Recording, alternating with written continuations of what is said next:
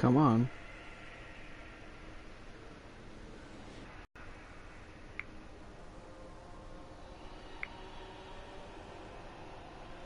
Come on.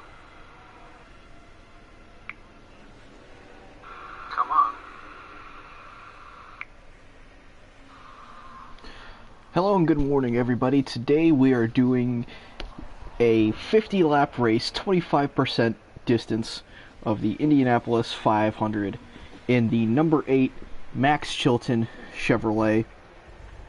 I am starting 16th, so we're starting midfield.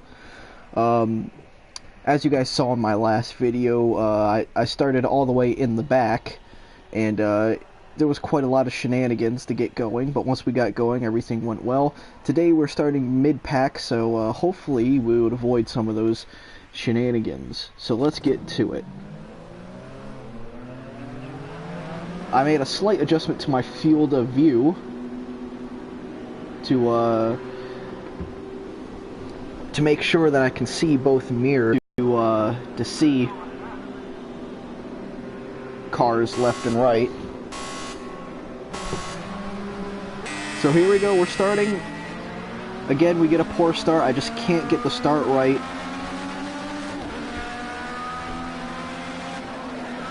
Whoa! Yep, that's a way to start your race.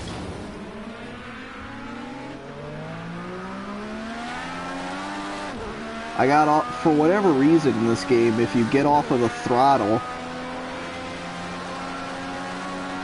you know, the car just snaps out from underneath you for whatever reason. And I got out of the throttle expecting expecting shenanigans, and there wasn't any, and I turned out to be the shenanigans. So luckily, I'm racing with damage off. Eventually I'll be brave enough to turn damage on. But we're catching up to the back of the field here, so everything's good.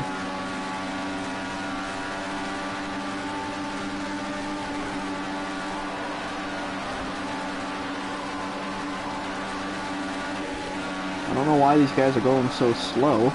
I have cranked up the difficulty to maximum to 120% AI difficulty, and I have increased the aggression of the AI to 85%, so they should be pretty aggressive.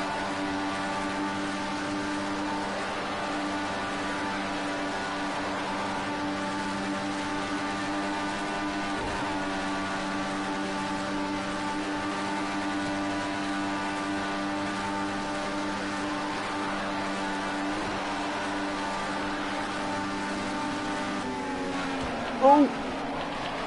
Jesus Christ. Lots of shenanigans abound. Yep, that's definitely how I wanted this to go. So, I started midfield to try to avoid shenanigans, only to create lots of shenanigans, and now my race is probably screwed because of that. Oh well, there's still a pit stop, there's still some strategy, which, by the way, I should probably turn my fuel map to normal. That way I don't burn through all my fuel.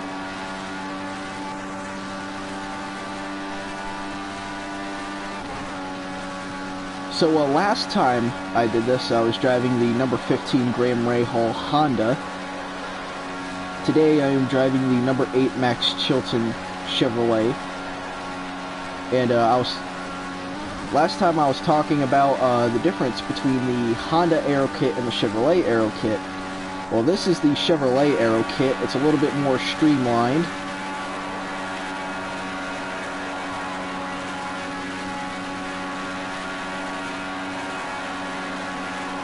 One of the biggest differences is, of course, the side pods.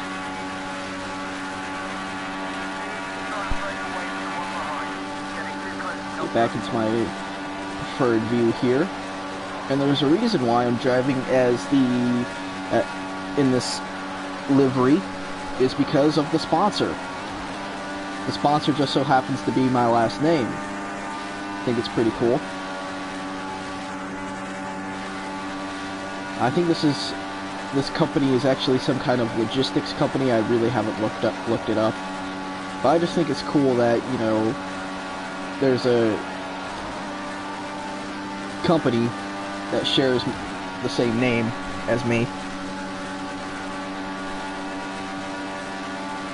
So it looks like the guy from behind's got to run. I'm going to give him the room to pass.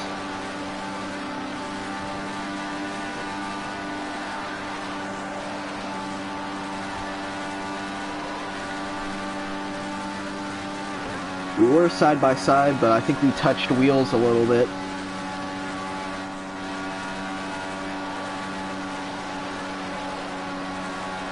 Yeah, I have no idea what position I'm in. We're probably way separated from the field, way off the pace.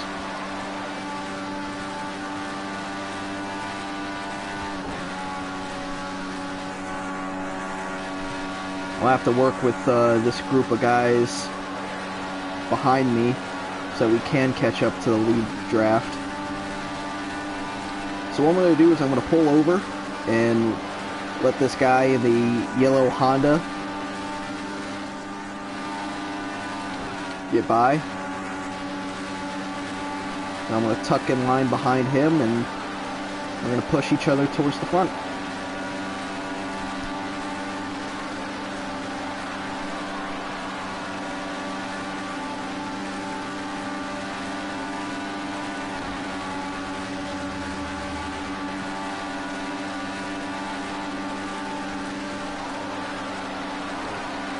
If we get some good, consistent laps in, we should be able to catch the lead pack. The race engineer telling me that I'm burning up the tires, so I'm going to try to be smoother in the corners.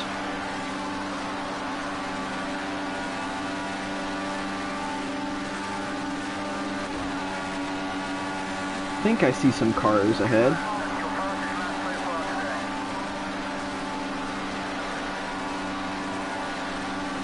Now you may notice that I'm shifting up and down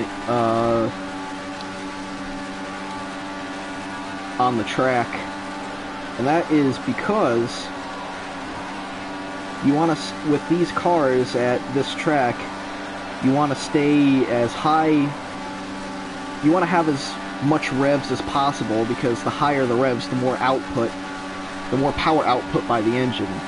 So if I were to just sit in 6th gear all the way around, I wouldn't be going as fast as I possibly can, because the engine isn't producing, or isn't putting out as much power as it could. You know, in NASCAR, you know, they only have 4 gears, and they pretty much stay in 4th gear. You know, once they get up to speed, they pretty much stay in 4th gear, you know, the entire race, unless there's, you know, a caution or it's a road course. But not in Indy Car.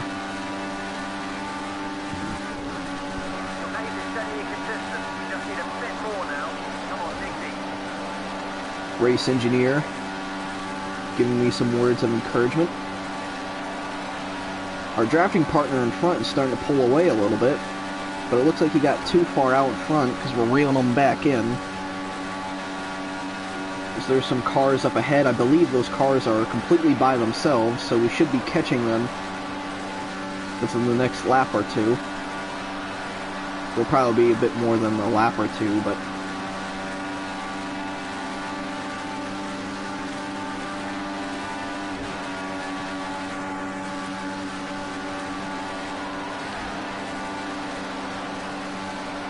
some dirt forming up on the lower line. I'm kind of frustrated because they updated this game so that the AI would race better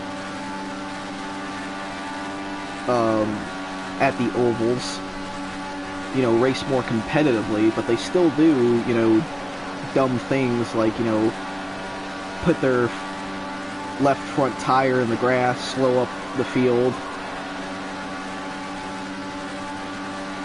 I don't know.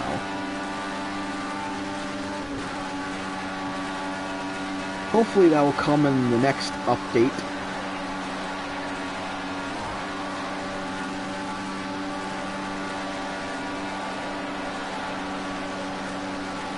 So I have done some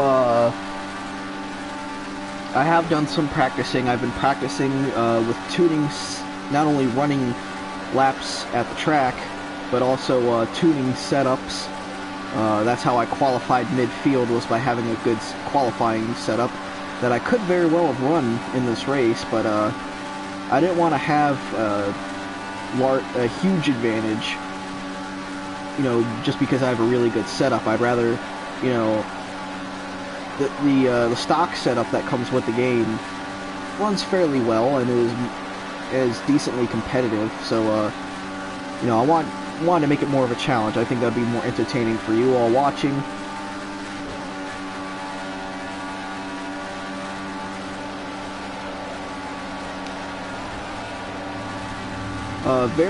Very soon, probably, well, when I say nice, I mean relatively, I'm looking at getting the Thrustmaster T150 wheel for my PlayStation 4, which is what I'm playing this game on right now.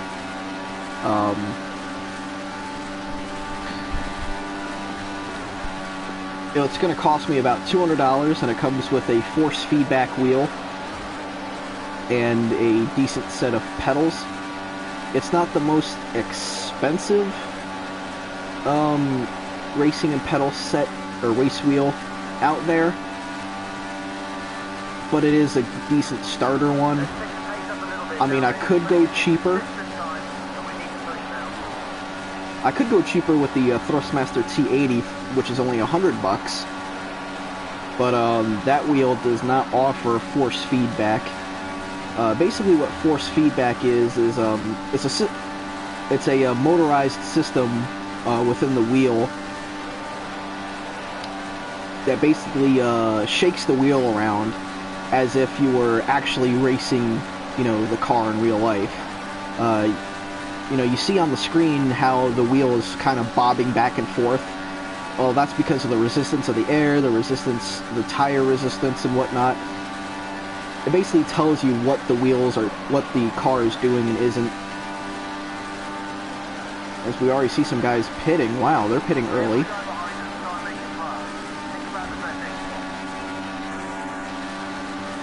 But yeah, force feedback will just tell me what the car is doing in the corner.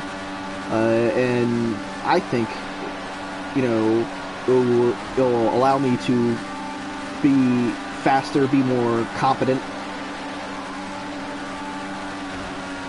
of a driver. I have driven with a force feedback wheel before. I do like it. The force feedback wheel I drove with was at the go-karting track that I go to. They had a simulator set up, and the force feedback was very strong. I would have toned it down a little bit, but I still got, you know, I still got the concept of how the force feedback works, and I did like it, so I'm going to invest in that. I really don't have a lot of room in my current room setup, my bedroom setup, so it's going to be a tight squeeze, but I think I can do it. I'll probably record a video and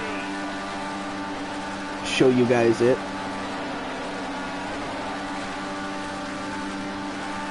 We're going to go to the high side of the 24.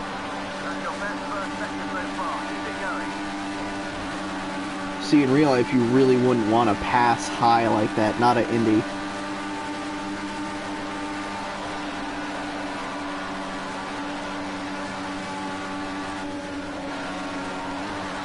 Got out of the throttle there. It would just been bad. Turn 4 is the treacherous turn. I don't know why these guys are slowing up so much. There's Mr. Scott Dixon in the number 9 car. See, I know some of the drivers, I just don't know all of the drivers.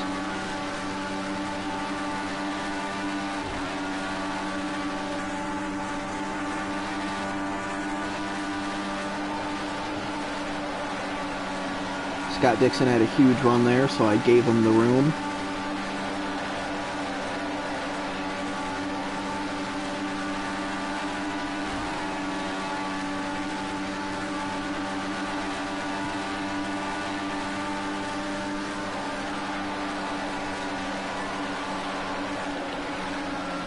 Ooh.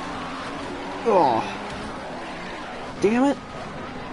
This isn't what I wanted to happen. It's just that the car in front of Scott Dixon got into the grass. Scott Dixon slowed up, and I slowed up, and of course the car gets unstable if you slow up. Yeah, that's my race out the window.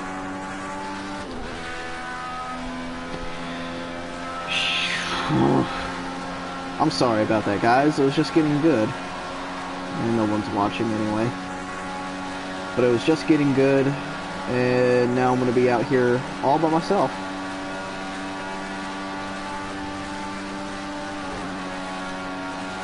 Well, I'll tell you what we'll do, if I can hit the right button.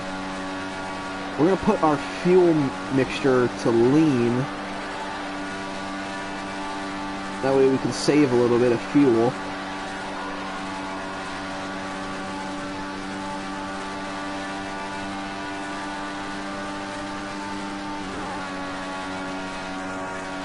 That way, we can stay out longer.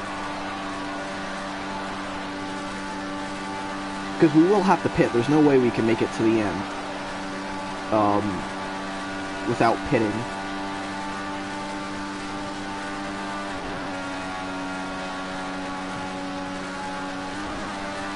So if we run the...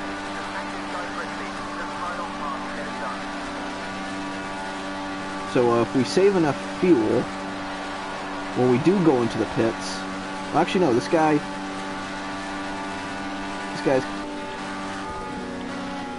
I believe this is Helio Castroneves, Willpower, one of the two.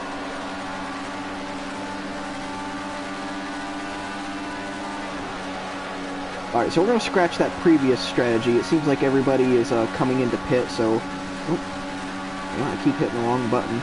We're going to put our fuel mixture back to normal, and we're just going to draft with the number 2. I believe that's Willpower, because I think Helio Castroneves, I believe these are the 2016 paint schemes, if I'm not mistaken. They may be the 2017. No, because 2017, you had Fernando Alonso. So these are the 2016 paint schemes. This game came out, I believe, in early 2017. I can't remember. These are the 2016 paint schemes.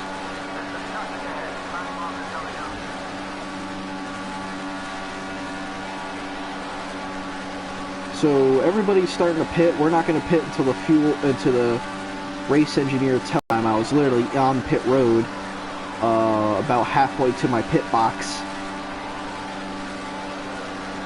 and then I wrecked. And then I ran out of fuel.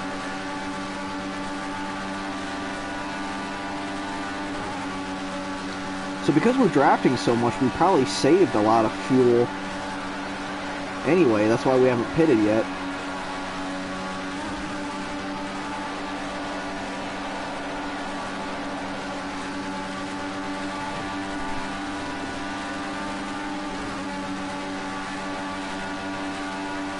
Track starting to rubber in. Nice, lots of grip. Got some clouds forming overhead. So hopefully that'll cool down the track, allow even more grip.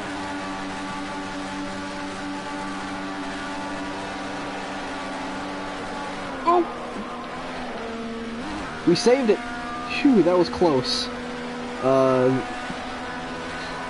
The guy, the number 2 in front of us, got into the grass and he slowed down, and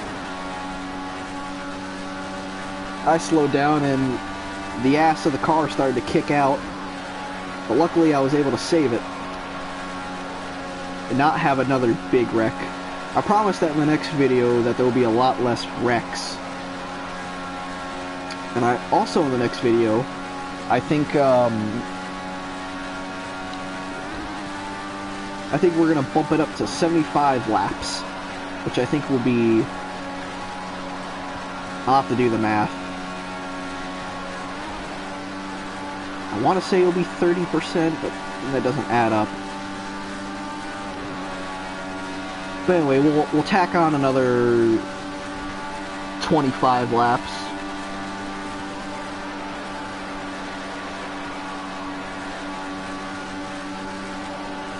Hold on, let's do some math here. If half of 25 is 12.5, 25 laps of a 200 lap race is 12.5%, because 50% is 25%. So we're adding another 12.5% to 25%, so that would be, let's see here, 25, 35, 36, 37. We'll be doing 37.5% of the race. Alright, race engineer telling me that the fuel tank is empty. We're going to come in and pit. If I don't put it in the wall, locked up the brakes, but that's okay. We're getting 4 fresh tires.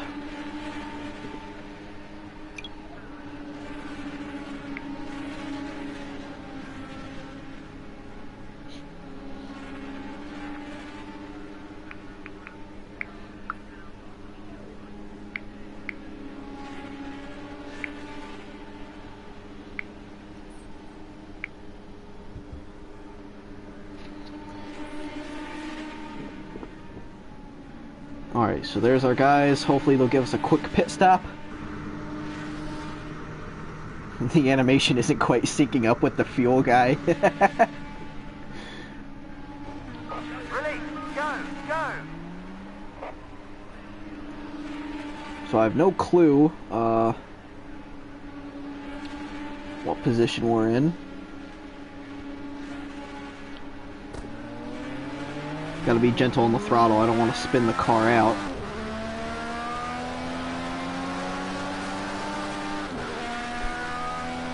These cars, at least in the 2016 the 2016 cars, they're running about anywhere from 600 to 650 to 700 horsepower. They're somewhere in that range. And these cars are very light, lots of carbon fiber. I believe these cars are only half a ton.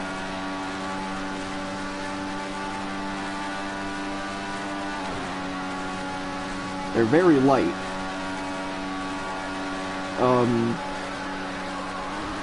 Now, Indy cars are often compared to Formula 1 cars. Indy cars are not the same as Formula 1 cars. We're 1 lap down to the leader. Hopefully the leader hasn't pitted yet. But anyway, well, Indy cars are Formula cars. They are open wheel, high downforce cars. It's just Indy cars are a little bit heavier, a little bit less powerful. Not by much though. They don't produce as much power. I think Formula 1 cars, they produce somewhere in the area of 750 horsepower. So Formula 1 cars are probably running about 100 more brake horsepower. And they have a hell of a lot more downforce.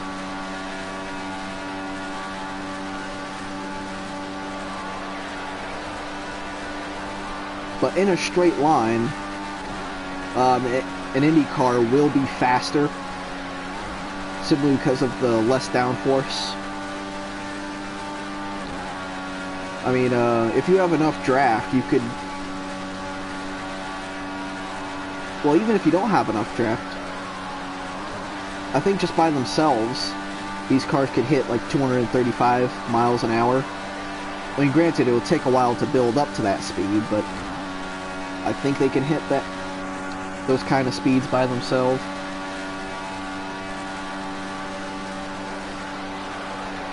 While Formula 1 cars, I think they max out at like 230, 225. Well, they may even max out at 220, I don't know. Because I know that Formula 1, at least for the 2017 season. They ran, I believe they ran 1.6 liter engines, which is absolutely incredible when you think about it. You know, that's, I believe they were 6-cylinder.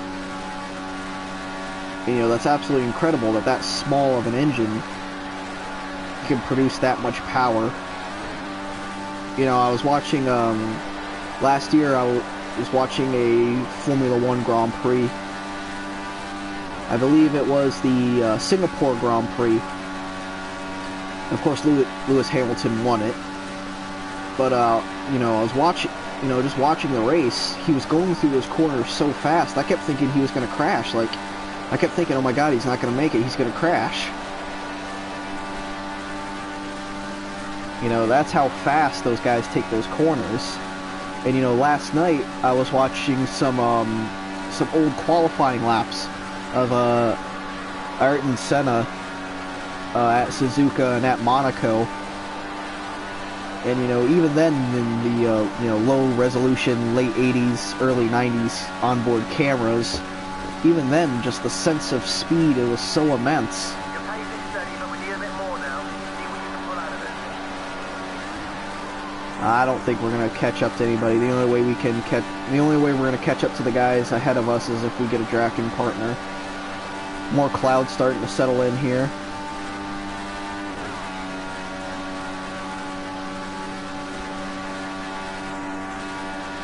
Yeah, I don't think there's, well, the guy behind us is starting to catch us, so I think what I'll do is I'll let him get in front of me. You see, I seem to be the better pusher than leader, because it seems like when I'm in front of the, AI, they try to pass me and end up either putting themselves in the dirt or they end up putting themselves into me.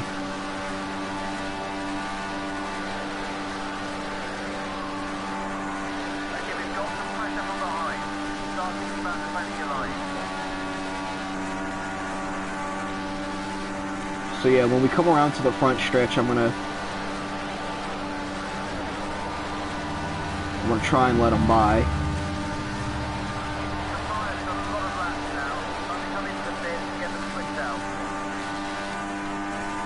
I'm gonna stay in fourth.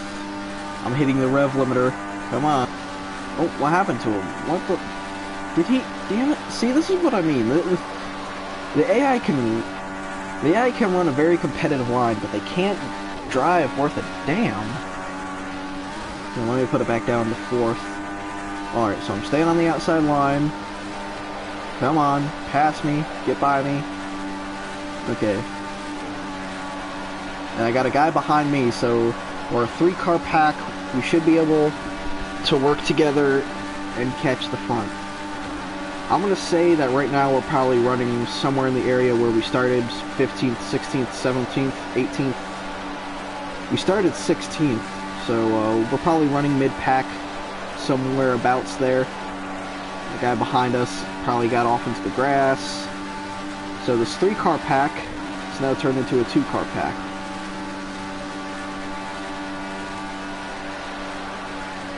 The groove has really rubbered in.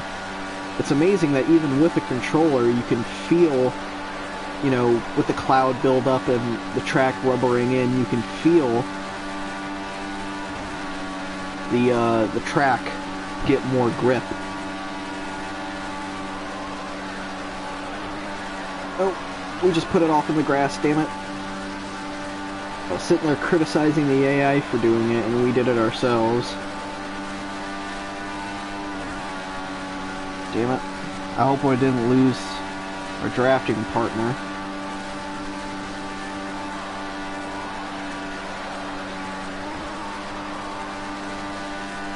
So we are... I think we're coming to the end of this race. It takes about half an hour to do. 50 laps. And if you look up at the elapsed time of the stream, it's been about 50 laps, or it's been about half an hour. So we probably have in the neighborhood of 10 laps to go. It was kind of funny because the race engineer was yelling at me to come in and pit because the tires were worn, but this late in the race now. Now I don't know, you know, I've actually have completed, if you tap the wall there, I actually have completed the race on completely worn tires, like they had nothing left. Now in real life I don't know if that would have worked. I believe tires are pretty important in real life. Okay, you've got good pace. It's time to turn it on a bit. Let's push a little harder. But I mean, look, the AI will race competitively. I mean, that guy just pulled away from me. But they just do dumb things that really don't help. So next race, we're going to be doing, like I said, we're going to be doing 75 laps. And hopefully I can qualify better and avoid some shenanigans. I believe this is Helio Castroneves behind us.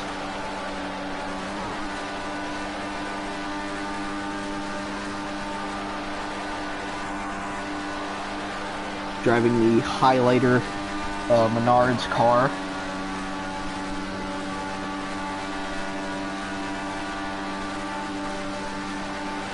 Helio Castroneves is a 3-time Indianapolis winner. And I believe it was the 2002 Indianapolis 500, which was heavily disputed. I can't remember who he was racing with, but the way the Indy Car doesn't do the green, white, checkered stuff that NASCAR does. You know, Indy Car does advertised distance. If a caution comes out at the end of the race, then that's it. You know, race ends under caution. And the way IndyCar did it back then was, you know, Careful the guy behind us. Try and take that pace. oh, he's there. I have to give him the room. He was there. The way IndyCar does it is that at the time of the caution, that freezes the field. You know, there is no scoring loop BS, you know, like there is in NASCAR. You know, whoever is in the lead at the time of the caution is the leader. And there wasn't any good angles. The resolutions of the cameras back then weren't that great, and nobody knows who exactly was in front. Of course, both drivers say they're out in front, but the IRL, the Indy Racing League, gave the win to Helio Castroneves, and it stood ever since.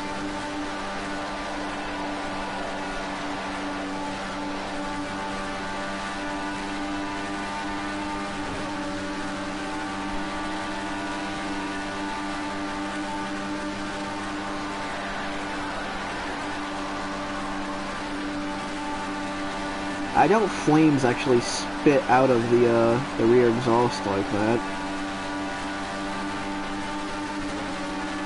So I'm hoping to get a top 10 finish. I know I had a pretty crappy race. I kept wrecking a lot, which I know I probably said in the last video I wouldn't do, but I did anyway. Now, you know, last race I ran the Honda aero kit. This race I'm running the Chevrolet aero kit, and in my opinion, oh, as Helio put it in the grass, we're not lifting out. But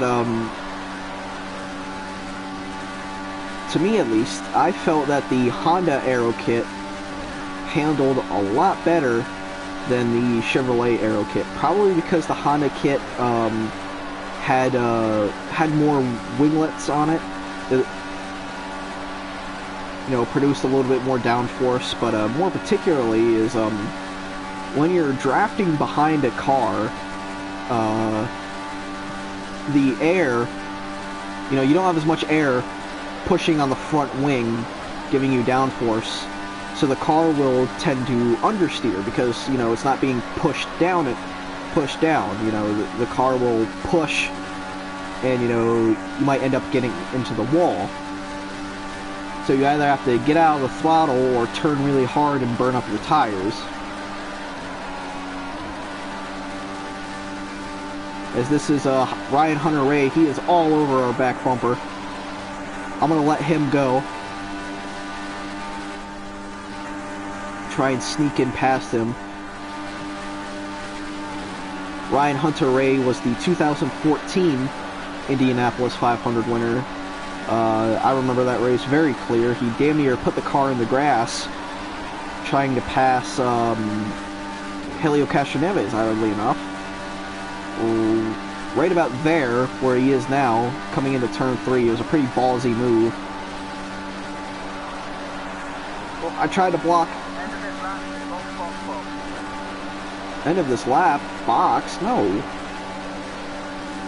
The race engineer wants me to pit. I'm going to ignore him.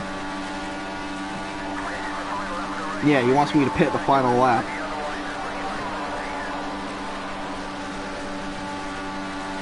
So yeah, this was not the best race, but hey, not every race can go your way. I'm going to get a big draft off of Ryan Hunter-Reay.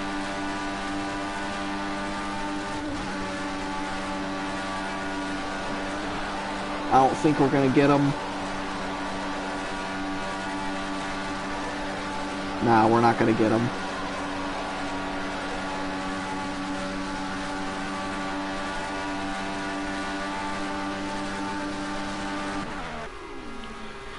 So that was 50 laps in the Chevrolet Aero kit. Let's see where we finished. We didn't finish in the top 10. Wow. We finished 25th. So not my best effort. But it is what it is. Probably because I wrecked a lot. But that was 50 laps at Indianapolis. Thank you all for watching.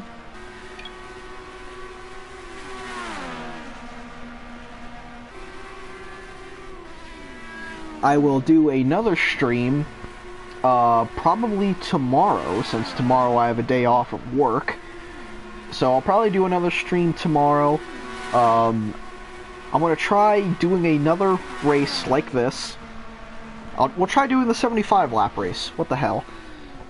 So we'll try doing the 75 lap race, and we'll see what happens. So I will probably be doing it after the NASCAR race tomorrow, so it'll probably be in the evening around 5-6 o'clock. So that's when I'll do it. So